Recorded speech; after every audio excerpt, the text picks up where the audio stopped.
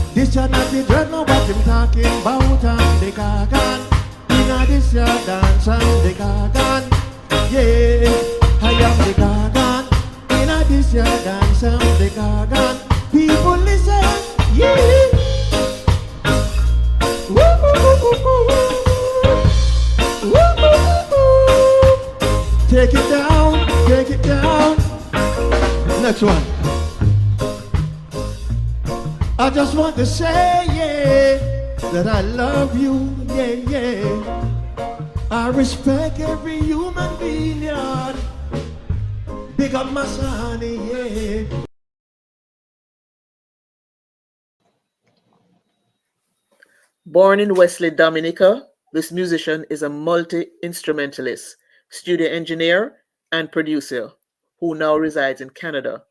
He has worked with calypso artists such as the Mighty Sparrow and Arrow. However, he said reggae has always been a part of his spiritual being. I introduce you to Ifield Joseph. Welcome, Ifield. Thank you for having me. I'm looking forward for us to have a nice chit chat. You know, like you said, I'm from the Caribbean, Dominica, Wesley village. Dominica is a small country of about 100,000 people. So I am one out of 100,000. And Dominica is in the Eastern Caribbean between Guadeloupe and Martinique. So, but not to be confused with the Dominican Republic, because a lot of people sometimes misunderstand. When you say Dominica, they think Dominican Republic. Yeah, that's true. Yeah. So this is Ifield Joseph. Okay, Ifield. Tell us a little bit about your musical journey. I know you were 4 years old when you started performing on stage. Yes, I was. Actually, I was. When I was a kid, you used to like bang your heels against the wall or the board. Back then, it's board houses. Bang your heel and your hands and sing. And so at 4 years old, I started there. But I also came from a very musical family too. So music was always part of everyday life, like later on, by the age of 11, 12, I had a choir in my church, in the Methodist church. Okay. Yeah, and at that point I had about 16 young voices. And I used to give them all the parts to sing as a choir. But I also had a music teacher, so that helped a lot. But yeah, the journey really started about 4 years old and continue up to today. Way up Should I say how much? You don't have to. Whatever you feel comfortable disclosing, you don't have to. Yeah, but yeah, it started at the age of 4 and it still continue. And I think I'm gonna expire doing this. I love it very, very much, and I wouldn't do anything else. Maybe a smarter musician, but it's the kind of thing that I feel good every day. It takes me away from all the distractions in the world. Take away from the politics, from the religion. You just come and you just be creative. So it's a really good thing to do for me. It's your You know, passion. yeah, definitely, What definitely. what instruments do you play? Well, first I started with the guitar. Um, then I switched to the keyboard. Then I went on to bass guitar. I played a variety of instruments, some of it by necessity, because when you have a studio and you need to record for clients, some of them might need live bass, they might need live guitar, need live keyboards, drums, Hmm. and then the budget that they have is not as big. So Oh, you end up just doing it, doing as best as you can. yeah. And the more you do it, is the better you become at it. Okay. I was always the person that most of the bands I played with, if somebody was missing, I was always that person to just switch on that instrument. The go-to So person. yeah, so if a guitar player cannot make it today, then I would just have to just switch to the guitar. Or if my drummer can't make it, I just go straight to the drums. So, Yeah. so who taught you how to play all of these instruments? I mean, I know you're from a musical family, but I mean, who taught you? Well, so because guitar was, I think, the cheapest instrument to have when you're growing up, acoustic guitar doesn't cost much. As a matter of fact, some of my family made their own guitars from wood. Okay. We came from that era where we take a satin pan and Yeah. some nylon strings, and you start right there, and then you get deeper into it, and you decide, let's experiment a little more and try to create your own guitar. But nevertheless, guitar was the cheapest instrument to have. So every household in my 15 family member, there was always a guitar in every one of them. So everywhere you go is a guitar player. Oh, Yeah. Keyboard came later on. Although my association with keyboard is more theoretical. So on guitar is my ears. My ears could follow me everywhere on the guitar. But when it comes to theory, I know more theory on keyboard than on guitar. okay. Yeah. So That's who taught me? Um, I guess everybody around me at the time, and then the radio stations back then, and when you're growing up, all you had was a radio, so your ears had to be, you have to listen very carefully and try to play everything you hear on the radio station. I'm talking about one radio station, one radio. yeah. So you play by ear then, pretty much. I play a lot by ear. With my Yeah, I play by ear, but I also studied music too for many years.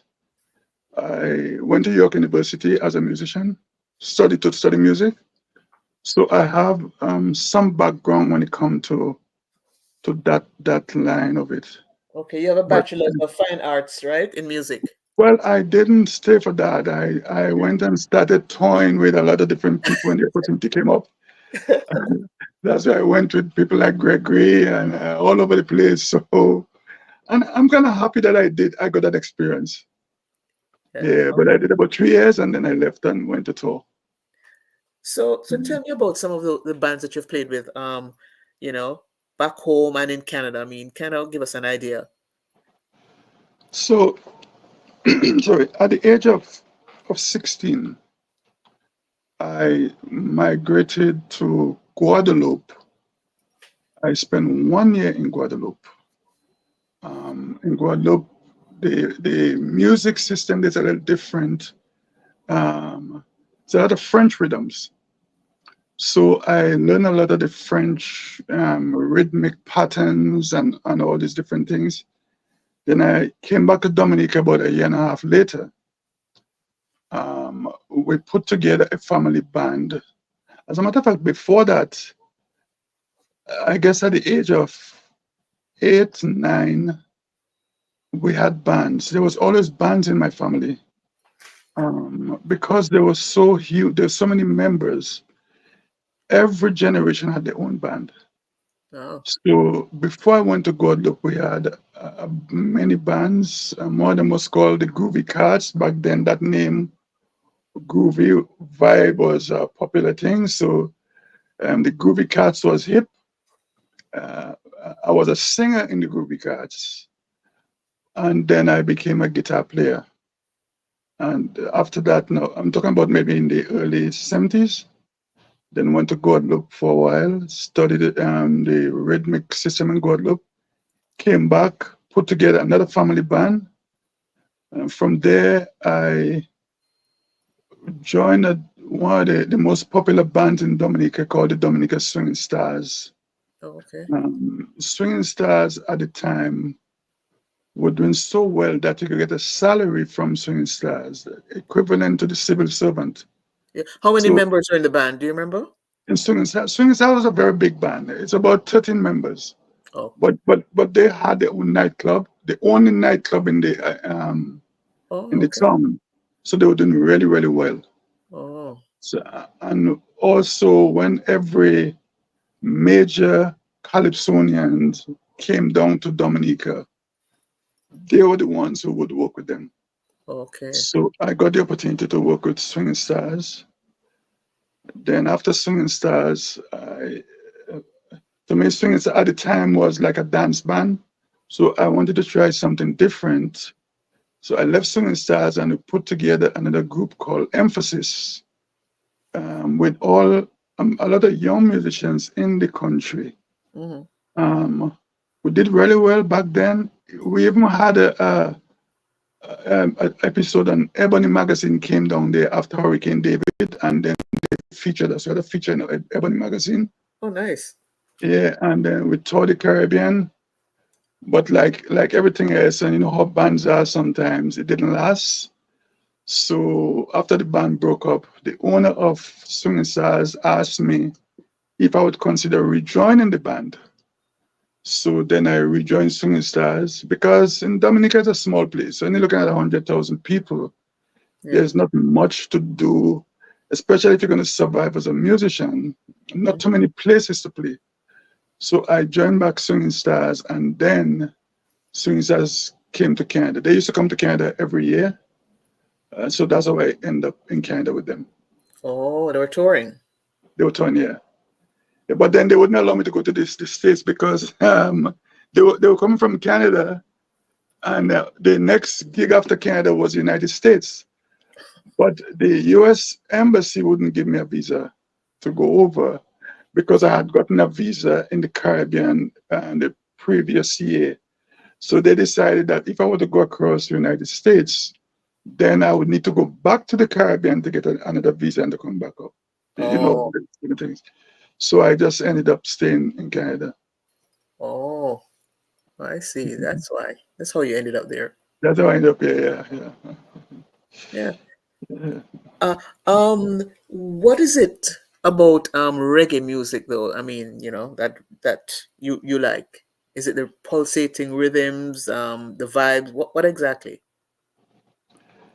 Well, okay, so I was introduced to reggae when I was in Guadeloupe in the 70s. The first album I ever bought was Bunny Willer Black Heart Man album. I've been a Bunny Willer fan ever since. I had all his albums.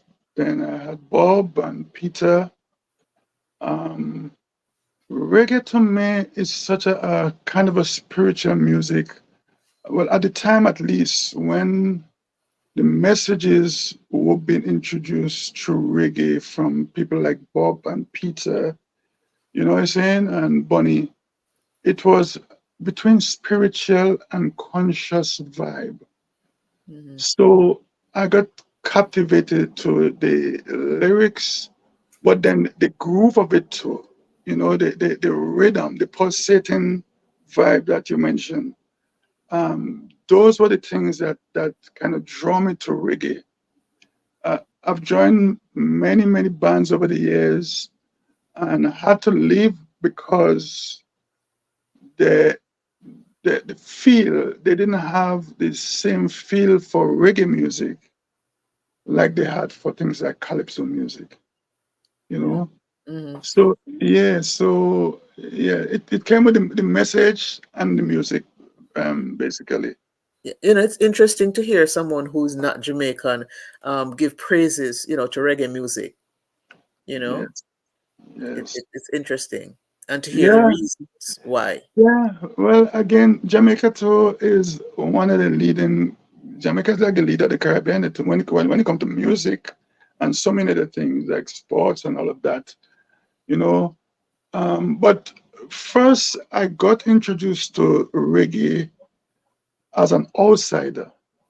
So it's like you listen to it on the radio station, you try to play it. But then now, when I started working directly with the Jamaicans, like with especially Gregory Isaacs, I Hmm. remember being on the road with Gregory and Luciano. And even if at the time I was playing keyboards and guitar for Gregory, guitar around my neck, my keyboards around me, but still, as a musician, you can know the notes to play, but you don't necessarily have to have the feel of it.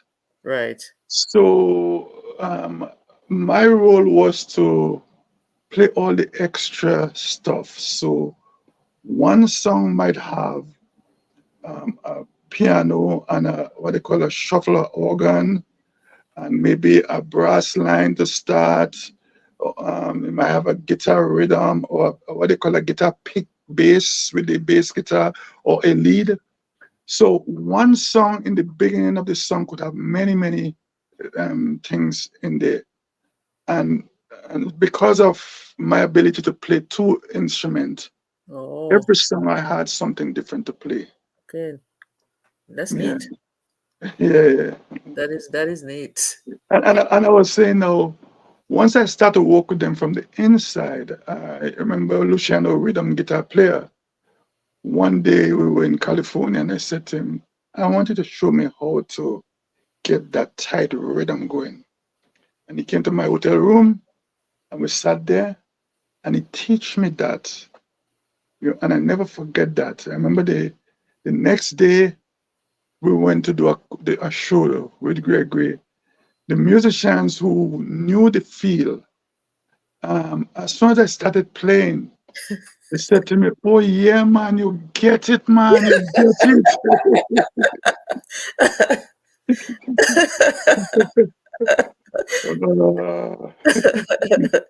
Yeah. I guess it would kind of be like if the Jamaicans went to Dominica or Trini, where the emphasis is more on soca calypso, not having played it before or is familiar with it. You know what I mean? It would be, I think, the same kind of thing until they get it. And that is true because a lot of times, for me, because I'm on the both sides, I could hear when let's say a Jamaican play a calypso, you could hear the difference. It's not like if a Yeah, Trinidadian yeah.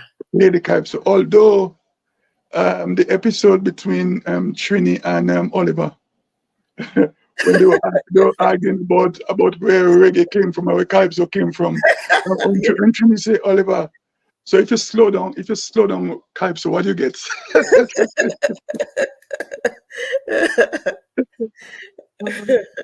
But really and truly, there's some significance in that, because if you were to slow down the organ on the calypso rhythm, you get the shuffle on the reggae. The On the shuffle reggae. means kucha kuk kucha Yeah, kuk. right? But if you bring it back, kuchaka, kuchaka, kuchaka, so it becomes calypso when you slow it down and you get that reggae feel. I mean, of course, there is more stuff to go with it, to make it really. But I think on that level, there is some truth to that. Yeah. And the evolution of Jamaican music too. Ska, mento, ska, rocksteady, reggae, Yes, and yes, stuff. yes, yeah, And in terms of what you just said about like you can hear when a Jamaican is playing soca slash calypso as opposed to a Trini or somebody from Dominica.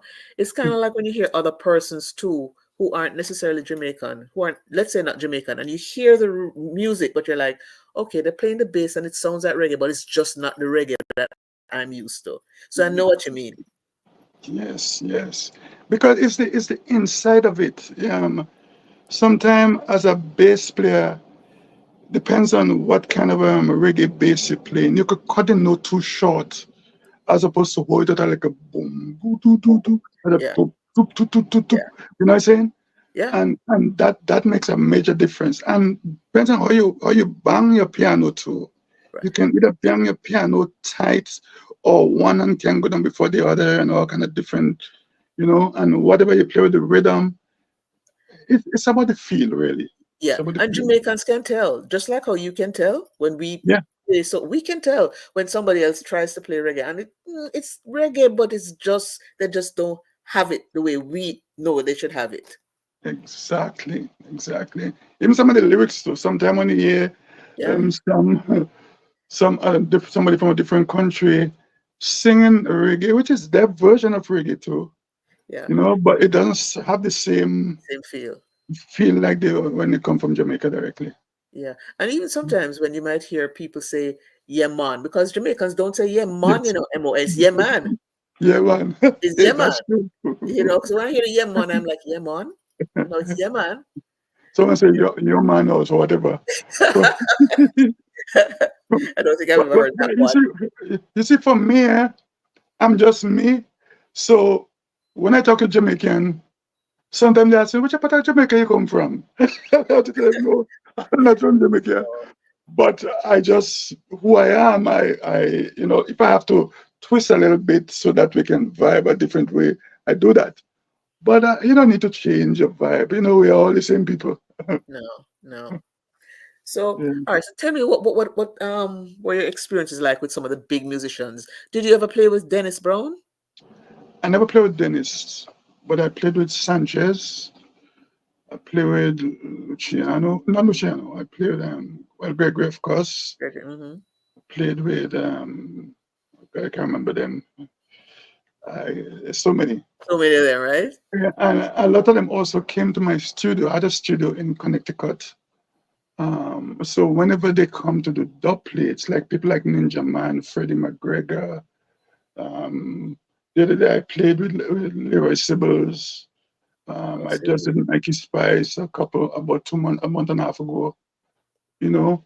But Leroy Sibbles used to come to my studio. Every time they come to Connecticut, that's where I lived at the time, and they wanted to do dub plates, they would come to my studio. So I work with some of them in the studio, but I work with a lot of them on the road as well. So it's a two kind of a different experience. Nasir Fountain is probably the biggest Dominican reggae artist. I don't know if you heard of that name. Yeah, I've seen Nasir it. Nasir Fountain, yeah. Um, so I also recorded him. I did about 3 songs with him. Remember one day we were at the Apollo Theater in Harlem, and with Luciano and Nasir, and the two shows were sold out completely for Nasir and Luciano.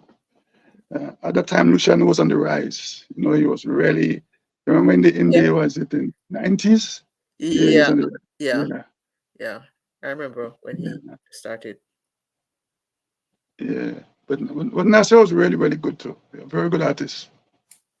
Yeah, Yeah, whenever you get that opportunity, just look up Nasir Fountain and you will see. I'll do that. I've heard the name, Yeah, yeah, but good I'll artist. do that. I'll do that. In terms of producing or the reggae music and stuff, how is it? I mean. as compared to, let's say, a soca artist? Well, I mean, producing is producing. You really have to just um, know what the first of all what the melodies are. Sometimes you might ask them if there is a particular person that they like. If and what they want to sound like. Some people might bring a rhythm and say, "I want something like this." So you can listen to rhythm, but don't make it exactly the same. Hmm. You can do little things inside, switch the bass line a little bit. Everybody does nowadays. You listen to drum pattern and you put your own twist to it to give it that signature. Okay. Um, and it goes the same for soca and calypso too. Yeah. But yeah, working, doing them, yeah, it's basically the same idea. You just have to just switch your mindset to a different genre of music. When you're doing reggae, if they want a Bob Marley role, then you kind of listen to take that in and make it your own. And I think it comes down to, we have to go back to this word, the feel, right? Yeah. Oh yes. Always a feel. Always a feel. Yeah, yeah. I remember talking to a Natalie Cole drummer here a couple of years ago. Hmm. And I was asking the same question. I said, well, what about reggae? I mean, he's a great drummer. And I said to him, so could you play reggae? And so, and he said to me, it may have, people might look at it as simple, but you have to have the feel. If you don't have the feel, you cannot play it. The thing is, with some of the other music, you have the tendency to want to rush and to play a lot of different things all over the place. With reggae, you have to know how to utilize space and time. Like so, not overplay, but play in the pocket. Right. So when you're playing that little pocket and you hold your corner and everybody hold their corner and everything come together tight and nice, that's what makes the song sweet. That's true. Yeah, That's with true. of course the tuning, the EQ, the piano EQ a certain way, the bass EQ a certain way, and then everybody banging together. There's nothing sweeter than that. That's true. And you must have heard of the late Desi Jones, and he was a master at the drums. I heard about Jesse Jones. Yeah, I don't know him personally, but I heard of him. Yeah, Yeah, he passed earlier this year. yeah. He passed, and he wrote a book called The Art of Reggae Drumming, Okay, and I think it's known as the first book about reggae drumming. okay. You might want to check it out. The Art of Reggae Drumming. Definitely will. I will do that. I'll do that. I was Ibu. You know Ibu Ibu from Cooper, Third he World. used to play third world. Ibu Mhm. Cooper. I was a Ibu fanatic. Yeah, yeah. Third world. I mean, has been around for a long time, and the quality is just the same. Oh yes, oh yes. I was an Ibu and Cat Call at the Cat. time. Those two guys are who I really started my reggae experience from. But Ibu Cooper, everything Ibu did, I wanted to do it. Those guys are serious musicians, man. Oh yes, man. Yeah. Serious Ibu and musicians. Cat Call still running it now. Yes, yes. I Yeah. know. Richie's still there too, the bassist. Yeah, yeah. But lately, I don't think I see much on there. I think there was I saw the bass player working with him too on the stage. Yeah, but I know Cat is definitely the guy running it. Yeah, yeah, yeah. Yeah. Do you prefer studio work or playing in the band? You know, I like a bit of both. The reason is sometimes I take the studio experience and bring it on the road, and sometimes I take the road experience and bring it back to the studio. Both of them keep you sharp in their own way. Um, with the live, you cannot make a mistake Okay. because when you play live is one time, so your mind and your you have to be ready. When the drummer roll, that's it. In the studio, you can make a mistake and take it again, or you cut and paste and do all different things. So it's a different experience. But lately, I find myself spending more time in the studio because the beautiful thing about the studio is somebody can come with just a melody and you develop that melody into a complete song. Oh, So okay. they come with just the basic stuff, and by the time they leave, you hear a whole song to the point where because I play multiple instruments, after a while I start referring to the bass line as the bass player instead of me. Or the guitar player, or the keyboard player.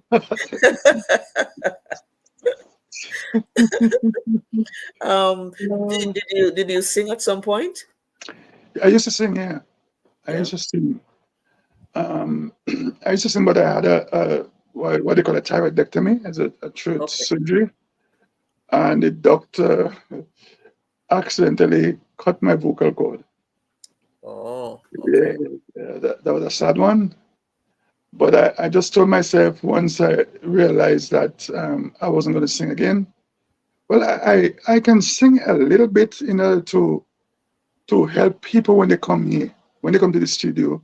So Yeah. if I hear a melody that I think is best for the song, I might suggest it, or I'll play it on the keyboards or the guitar, and then once they get it, then But yes, I did sing. I did sing for a while.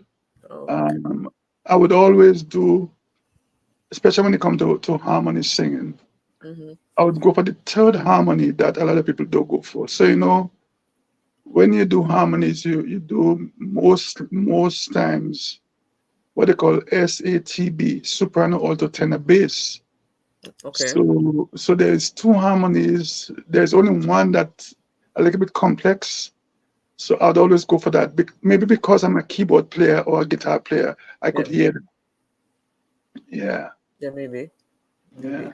I've seen some of your stuff online, and I noticed that you're playing usually the guitar or the bass. Yeah, well, guitar. Yeah, I do a lot of A keyboards. lot of, yeah. It sounds Yeah, a lot nice. of You're keyboards. good. Yeah, a lot of keyboards. People like Errol Blackwood, again, there's so many people. But like I said, Gregory and Sanchez. So I played Sanchez a couple of times, but the first time I played keyboards and guitar. The second time I only played guitar. Um, but Gregory, during that year and a half I worked with him, it was all guitar and keyboards. Yeah. Have you ever met Ernest Ranglin? He's one of the best guitarists in the world. I know Ernest. Oh, you know him? Yeah, and Ernest's son too, because his son and myself were in Hartford, Connecticut together. As a matter of fact, I lent him my guitar once when he came to Connecticut to do a show. I had a Gibson guitar and he wanted the Gibson, so I just lent to him. Oh yeah, man, he was brilliant, still Yeah. brilliant. Still brilliant. Yeah. Yeah, yeah, yeah. Still brilliant. Mhm. I'm telling Yeah. you, the Caribbean is full of talent. Yes, oh yes. It's full of talent. Mhm. You tend to hear more about Jamaica, the English speaking, I guess, because, Jamaica is the biggest, but Mhm. the Caribbean is full of talent. And you are obviously an example of one. Yeah, thank you. You Yeah, are. I think right now, I mean, I'm hoping that the world will see the Caribbean as just almost one, like almost like cricket, you know. Um, but you're still gonna have to have a capital anyway, and it doesn't matter how people try to look at it differently. Um, Based on what's happening out of Jamaica, um, it's just a natural gravitation to Jamaica. And when you have people like the Bulls and you have Malis and you have there's so many, how can you deny that? Yeah, You well, have to just accept I'm glad you're saying it. it. But it's true though. I mean, one thing with me, when it comes to truth, I like to deal with truth. So if it's the truth, hey, people might think differently, but hey, that's the truth. Yeah, yeah. But like I said, it's one Caribbean. I try to look at it that way. Yeah. Can you imagine if we had one Caribbean nation, how powerful that would be? Yes, yes, Mhm. yeah, yeah, Yeah, yeah. yeah, Or musicians or everybody, you know. yeah. Yeah, Borders, the whole thing would just be, you know, the currency, the trading, the inter-island traveling, and all these different things, you know. it's true. Yeah, Your first label was Paco. Is that the one you're talking about in Connecticut? yeah, Paco Records. Yeah, that was a Connecticut affiliation. Okay, and your current label now is Rockstone Records, right? Rockstone Records. Yeah. So Paco Records, at the time when we put the studio together, myself and a lady in Connecticut, um, we needed a name. Now, I didn't have a name set up, so people used to call me Paco because there's a deodorant I used to use called Paco Rabanne. So they gave me the nickname Paco. So at the time, I just call it Paco Records. But at the same time, though, being in the States, I mean, I was legal, but I couldn't work. So in order for me to do anything, if I were to do something by myself, I'd have to have $1 million. They say you have to copy $1 million. I said, I can get $1 million from. So the lady who I work with, she's an American citizen. So she put her name up front and called it Paco Records. But then when I came back to Canada, I still had Paco Records. Um, but the whole idea behind Rockstone Records, um, there was a big stone back in Dominica in our garden. I'm a country boy, country boy. Mm-hmm. So we used to go in that garden, and there was a big stone, and nowhere else in around the area, maybe around a good, maybe a half a mile around, there was any other stone. So on that stone, we used to go and play as kids, you know. So the inspiration started from there, and then there was another area in the village itself now where I would go on top of another stone, and then guys around me and play guitar and sing and have fun. So I put those two inspiration together and call it Rockstone Records. Okay, Rockstone. Okay, Yeah. okay. Do you have any suggestions for upcoming musicians? Yeah. I think one of the things I kind of, especially when it comes to Canada here, is some of the singers to really make it out there and to be more recognized as a singer, not necessarily a DJ. Mm-hmm. I think most of them sometimes need vocal producing uh, because you can sing one note and become monotone. Just sing one, and sometimes the chord is changing, and if you continue to sing that same note over and over, I think they need to just work on this singing, not just in the studio alone. A lot of people come to the studio, and once they leave the studio, that's it, and they come back to the studio just to sing. Way back then, I find people like group organization like Motown Records. They used to have vocal coaches coaching the singers, you know. But today, none of that happen. You know, a guy just go, a girl come to the studio, they sing, and when they're in the studio, that's when they get in the vocal coaching. You know, so yeah, I think for singers, don't stop at just the studio level. Continue to work on your melodies. Teach yourself. It's so much easier to learn nowadays with YouTube. I mean, I know my kids, I have 3 kids, they're not into the music like myself, but they did learn a lot from YouTube. Just Mm-hmm. went on YouTube and learn as much as they can. To the point where one of my daughter decided that I'm going to be better than you. And honestly, she did very, very well. Like she would be into the Beethoven and Bach and all this, you know. So So yeah, I think that is what I would say. You know, don't just stop at the studio level. Continue to better yourself. Always better your last performance. So if you think you perform today or you do good today, think of how you can make that great performance better. There's always room to go. Yeah, that's true. Yeah. Good suggestion. How busy are you? I am I'm quite busy. I'm quite busy. I'm busy more with projects though. Projects, maybe an album here, another album there, a couple singles here and there. Some guys come like, okay, so tomorrow Leroy Gibbons is going to come here. You know Leroy Gibbons? Oh, you of course. So Leroy coming here tomorrow to do. As a matter of fact, Jimmy Reed is coming in the morning. Then Leroy coming in the afternoon, and in the later in the evening you have Mel C, another very prominent female singer here. She gonna be here in the evening. Yeah. So yeah, I'm pretty busy. Yeah, it's busy. Yeah, yeah. Busy is good. Yeah, oh yeah, man. Of course, of course. Busy is good. Yeah. Do you want to tell us where we can find you online, your social media handles? So my social media, I'm not an Instagram person much, but I'm Facebook. What is it? I'm Ifield Joseph on Facebook. My record label is Rockstone Records .ce. And my Instagram is what is I feel at oh god I don't remember, to be honest. I'm not a social media person as much.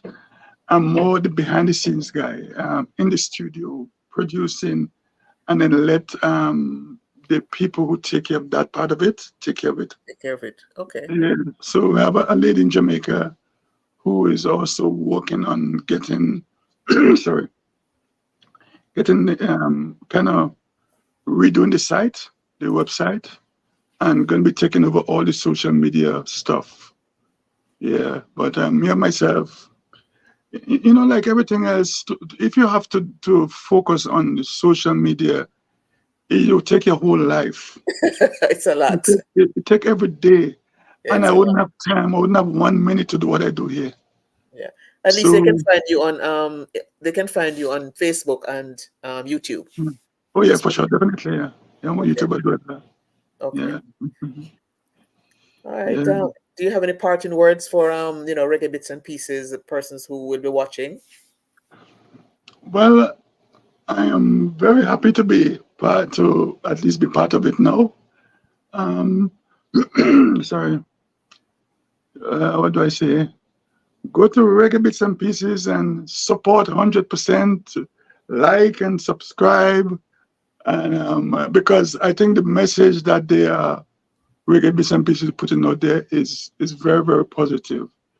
It's for people like myself who people don't hear about, and to me that's what this platform is doing, is allowing people to hear the unsung people, you know. Yeah. So yeah, so that's what I would probably say. Okay. Thank you very much for saying that. Yes, we're highlighting unsung persons, which we think that they need a platform. Not that they're not on other platforms, but on our platform, we pride ourselves in having unsung persons. Yeah, You just need great. the right person to see you. Exactly. Exactly. The right person to see you. So I want to thank you very, very much, Ifield. It was a pleasure talking with you. I had fun, Yeah. and I've learned a lot about you. And I can see you're a good musician. I can tell I've listened to your songs, and you're passionate about it. So it doesn't even seem like work. Once you're passionate about something, it's like, you know, breathing. You don't think Yep. about it. Yep. As a matter of fact, I find putting music together so much easier than writing. Some people find writing very difficult. For me, you come with a melody, and in a quick time, I could have all the other stuff going.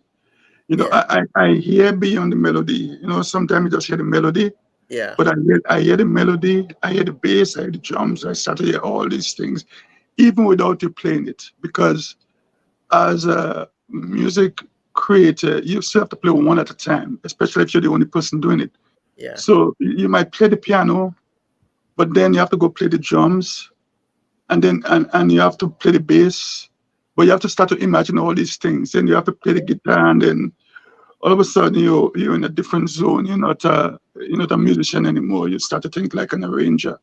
Yeah. And then as a producer, as a mixing and mastering. So those are all the different hats that you have to wear sometimes. And that is a form of writing, though, I mean, though not on paper, but that's still a form of writing in your head. Exactly, because what is a song? What is words without music? Right. It's not a song. It's like poetry, right? Yeah, exactly. Right. It's like poetry. Yeah. So when you put music with the song, then it become a song, or you put a melody behind it. Right. So